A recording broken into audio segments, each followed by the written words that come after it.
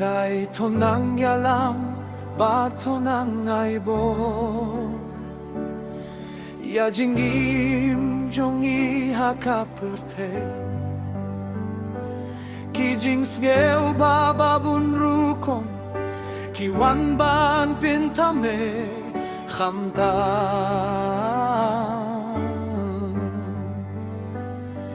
Khamta haperte ba imminta. Ni ai ban ngop hamta. Hoi bitin kilom ki jing kala.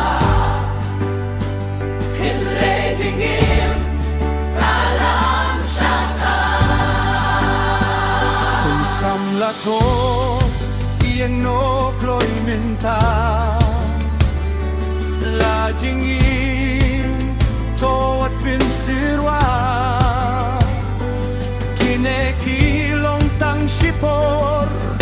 Ban pinsak manublei, ban ya jingim ruki pinjot